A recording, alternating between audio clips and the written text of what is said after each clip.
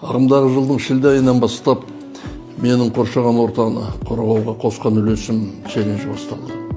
Өз оқиғаларымен басқаға үлгі болу мақсатында әлеуметтік желілерде 200-ден астам адам жазбасымен бөлісті. Бүгін осы орман шаруашылығы қызметкерлері күні бастамаға қатысқан әрбір жанға алғысымды білдіремін. Еліміздің қоршаған ортаны тазалығын бірінші өзімізден басталынатын естен шығармайық. Сала қызметіне тоқталсам, қазіргі таңда ел президентінің тапсырмасына сәйкес мемлекеттік орман қорына 2 миллиард ағаш отырғызу жұмыстары жүргізілуде. Биылғы жылдың күзінде 131 миллион 400 мың түп көшет отырғызу жоспарлануда.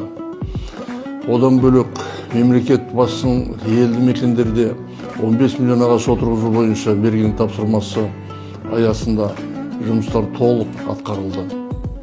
Ал Астанамыздың аумағын жасыл желектермен қоршау жұмыстары табысты жалғасуда. Бүгінгі елорда айналасында жалпы ауданы 100 мың гектардан астам жасыл аймақ толық қалыптастырылды. Бұл аймақта Астананың күрт континенттік климат жағдайына төзімді ағаш түрлерінің көшеттері отырғызылып, бүгінде жақсы өсіп келеді.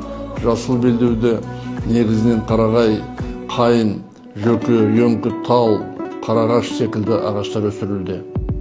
Аталған жасыл желектер қаланың ауа сапасын жақсартып, экологиялық тұрақтылығын арттыруға және тұрғындарға қолайлы табиғи орта қалыптастыруға елеулі үлес қосуда.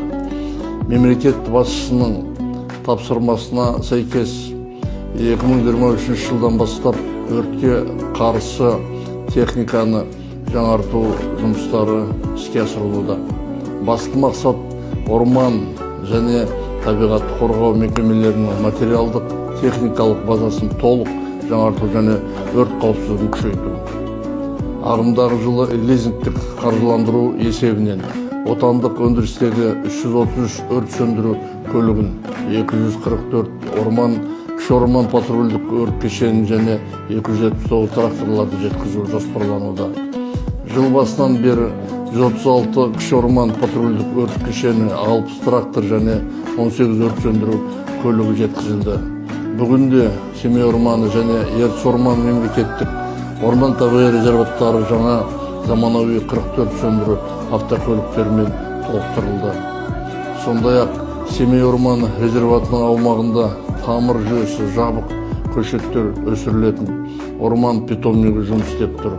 Онда жылына 3 миллион астам көшет шығарылып, мемлекеттік орман қоры аумағына отырғызылады. Бұл питомникте шығарылған жабық тамырлы көшеттердің жерсінуі 90%-ға дейін жетеді.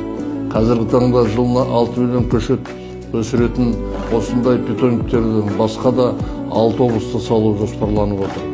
Аталған жұмыстардың барлығы орман шаруашылығы қызметкерлерінің тынымсыз еңбегінің жемісі. Қазіргі таңда Қазақстанның ормандылығын арттырып, оны күтіп баптау жұмыстарына 17 мыңға жуық орманшы жұмылдырылған. Әрбір сала қызметкерін бүгінгі мерекесімен құттықтай отырып, дендеріне саулық, отбасыларына амандық тілеймін. Жасыл желектеріміз жайқалып, орманымыз молая берсін.